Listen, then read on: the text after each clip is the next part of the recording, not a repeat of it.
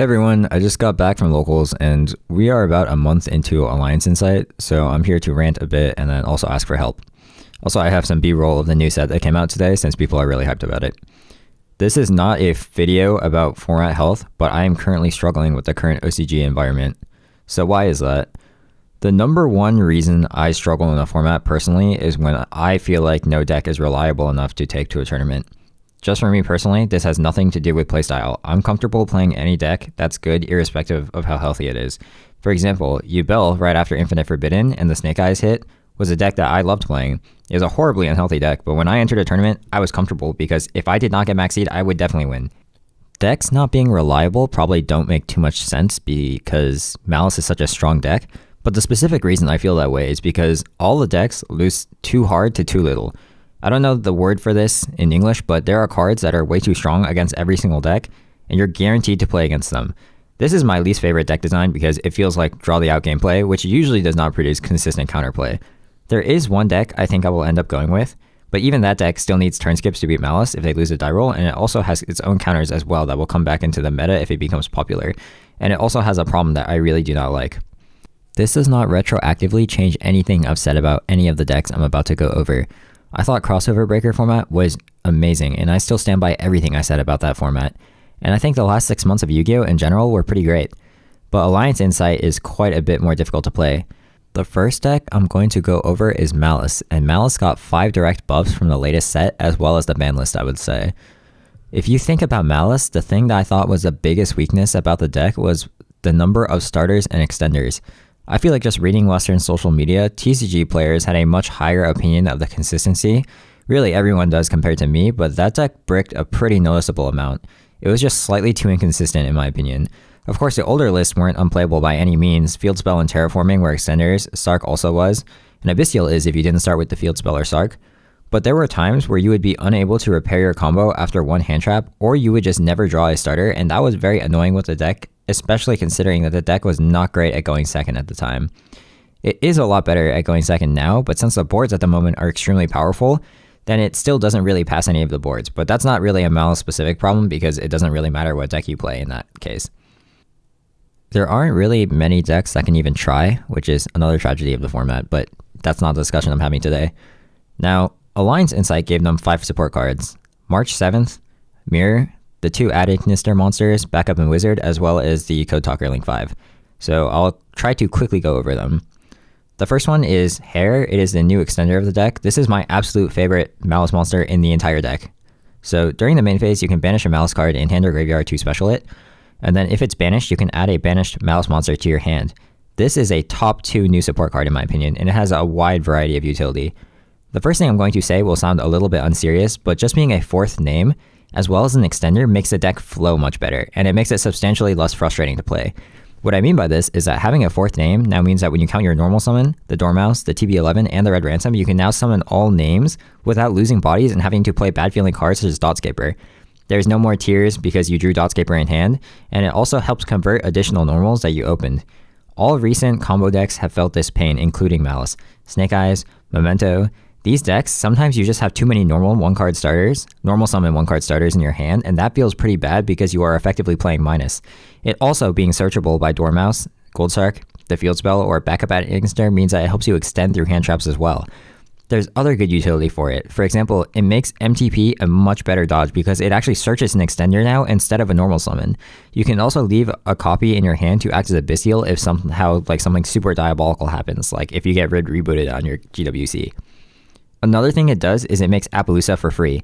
Something you can do is you can do Dormouse, banish Hare, effect to add, make Link Decoder, and then the Hare effect will turn 3 bodies into Red Ransom, which searches a field spell, and the Red Ransom is a 5th summon, so you can actually Appaloosa here with the Link Decoder when it comes back. If they nib you here, then you can activate Underground, banish the Red Ransom, and then full combo them. And if they don't nib you, then you have an Appaloosa, versus before, Dormouse was a 1-card Appaloosa, but you had to activate your TB11, which is weak to Ash Blossom, and then if they ashed you, it forced you into a Splash Mage line, so it wasn't really worth going for. Most players are not going for this line, and I'm not exactly sure why, but I'm an Appaloosa addict, so I just make it first in every single deck no matter what. I have heard friends also say that Hare insulates a little bit against Lancia, because you can use it as a Havness and then summon during their turn. Personally, I think that's a little bit overrated. Like, good decks have removal on their turn 1. Imagine if you activate Hare into a Detonator or the Memento fusion, and then they just pop your Hare. So if you do that, you're just going to start your turn with 4 cards instead of 6 cards, assuming they made a board. And if you had stopped them, you do get 2 additional bodies since the effects to summon didn't activate yet, but it's not like you were going to lose if they didn't make anything even without this play. So in my opinion, it ends up being a little bit win more, but it is sometimes a good option. Malice in the Mirror. This is a new spell card for the deck. It's usually just a one-of, but basically it's a quick play spell card that can imperm a monster if you banish a Malice from hand or field. It's the second spell card, so you actually have a second option to search off of Red Ransom. That's one thing. The second is that if you open the field spell, which is about 50% at 4 copies, then you can search this as part of your end board. The initial theory behind this was that you can use it going second, but just based on my experience, that ends up not really happening because if I can get to Red Ransom, I'm going to win. Obviously, if you hard open it, you can use it, but the boards are extremely good right now. When I play into a Malice board or an Orcust board, the mirror does not come close to breaking the board at all, just based on my experience. So maybe it's the God card going second for you, but I have not had a game where this was useful going second yet. It does, however, have a very relevant second effect. If it gets banished by means of Whitebinder or Underground or Hare, then you can banish a Malice card from your graveyard and add the same type, which opens up lines where you can search additional copies of Hare even during their turn. The backup Ad Ignister, in my opinion, this is the other insane card that Malice got. If you don't know what it does, if you control a cyberse link monster, which is whenever you want because there are link ones, it's a Ryzeal that searches a dark cyberse monster. Or it's not exactly a Ryzeal because you do have to discard after the search, but this generally searches one of 2 things. The first is the Hare, or the second is this wizard guy. So obviously it's probably understandable why this is insane because it's a tuner, which means you can search it off of the cyberse wicked. It's also 2 bodies that play through Lancia if you hard draw it, and it doesn't lock you, which means that it becomes very easy to make Appaloosa while holding safe extenders. The next card is the Wizard Ad Ignister. This wizard guy is the other one you search. This one has the same summoning condition, but it targets a dark cyberse in your graveyard and pulls it up. This one does lock you, so you're going to want to use it later if possible, but the reason I think this is worth playing is that if you get nibbed, you can turn the token into Link Spider and then use this guy to full combo since it pulls a Malice name.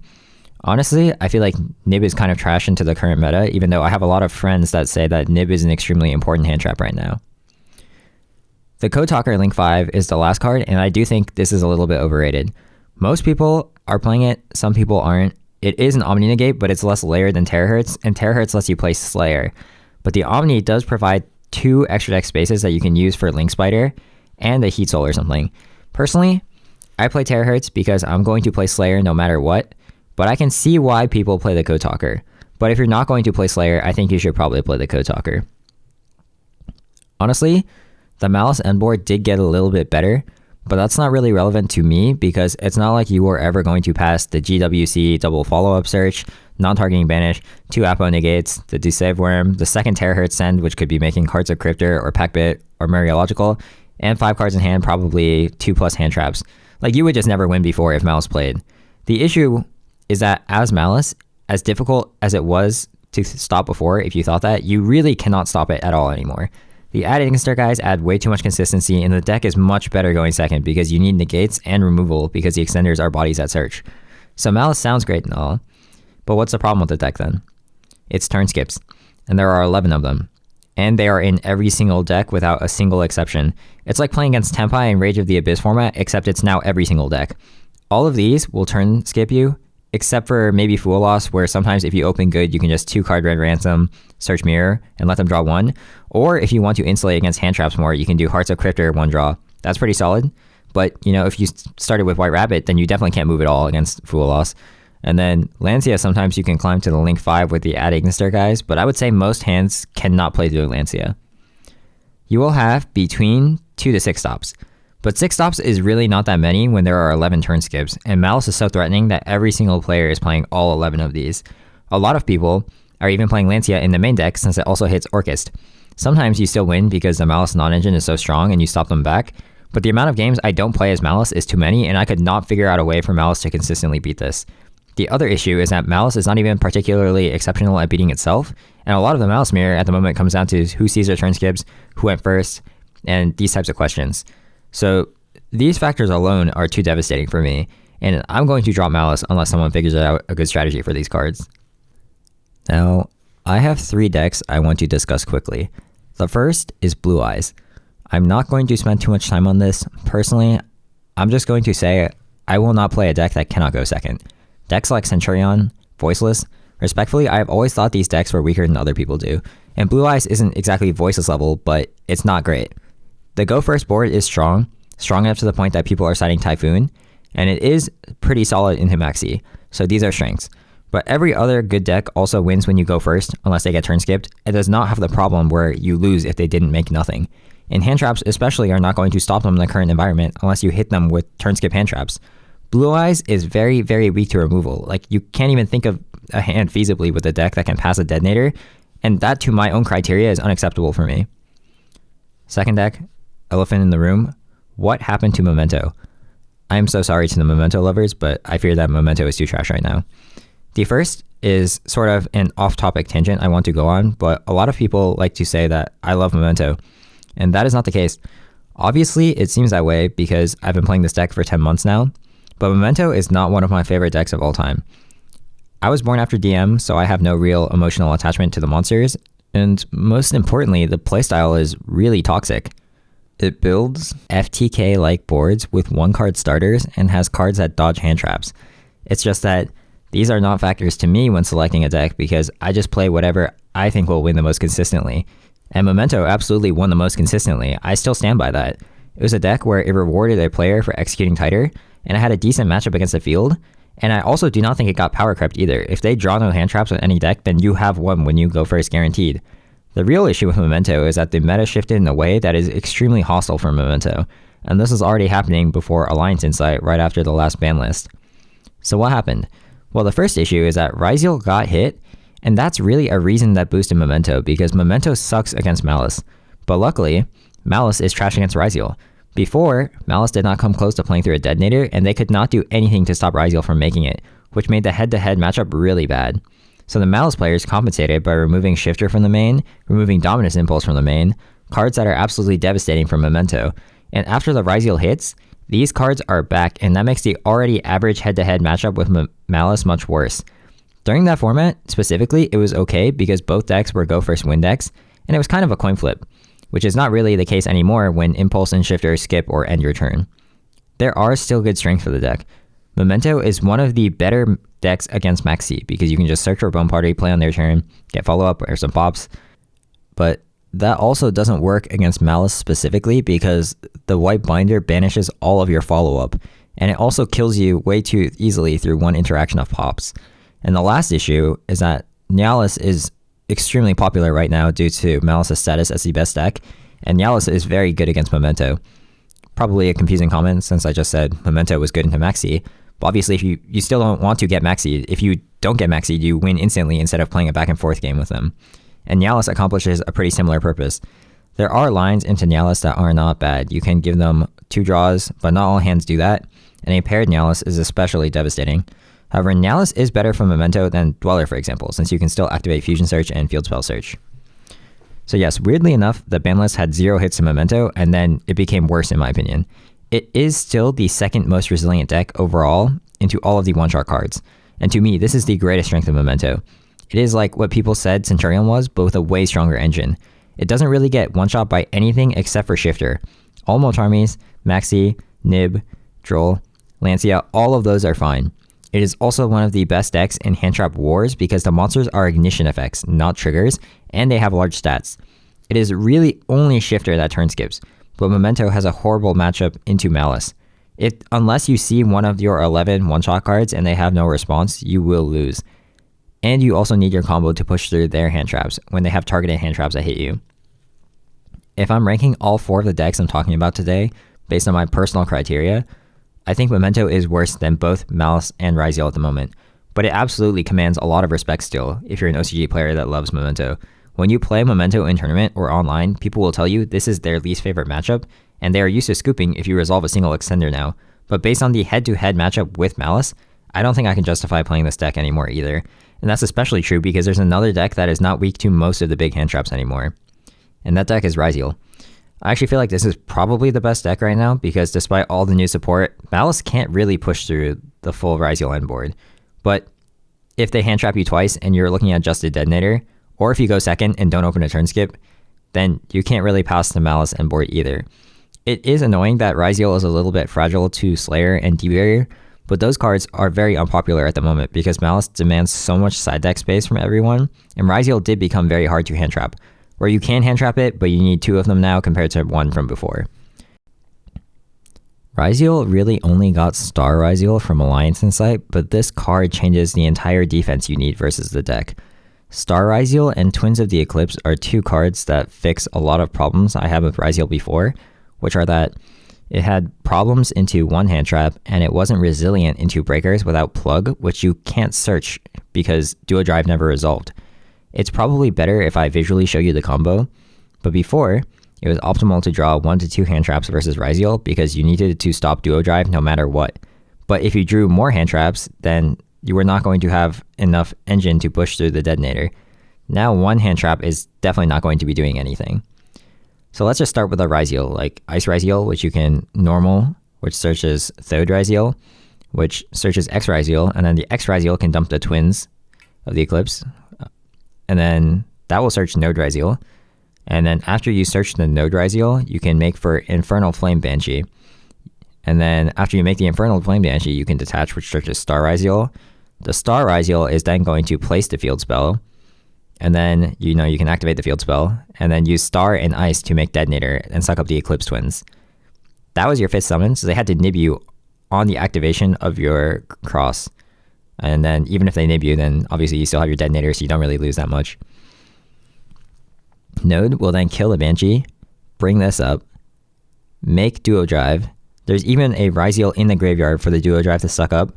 And then you can search both Plug and Hole Thruster, and it's insulated through hand traps because, you can use Detonator, pop yourself, or, if they ash you, you can negate it. It plays into nib, but also you're searching a Plug, so you're just going to bring your Detonator back, which means that you don't actually lose much even if you negate the ash.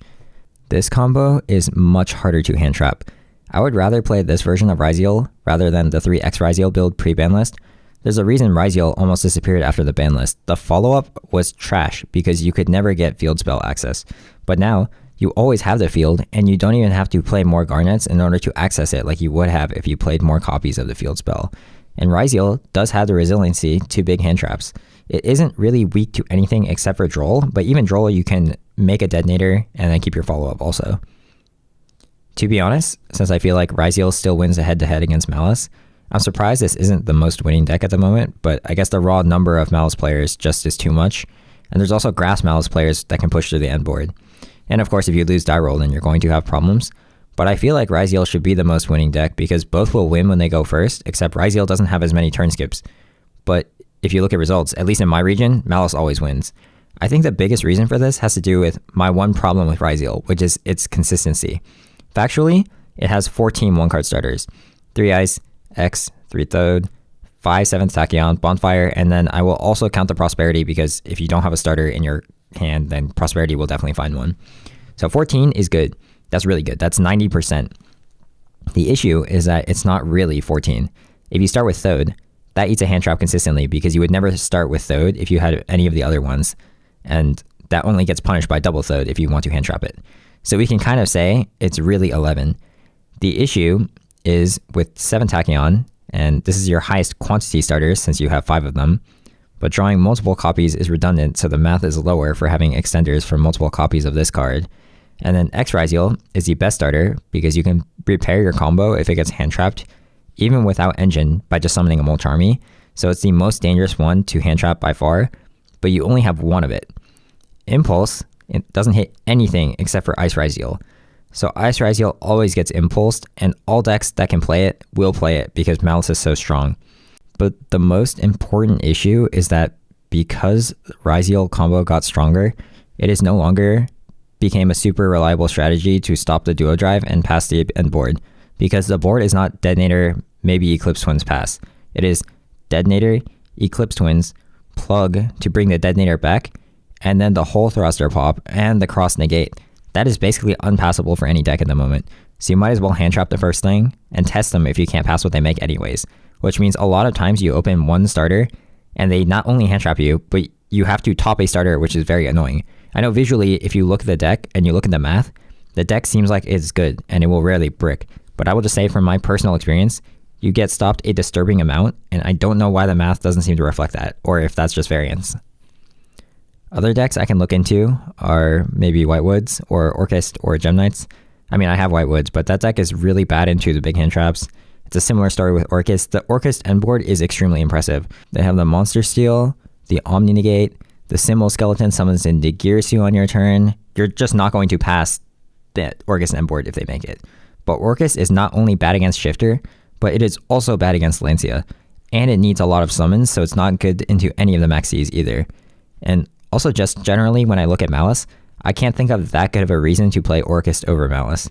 I am open to ideas, and of course this video is open to players of other regions, but I have not heard solutions yet that I felt sounded good enough for me.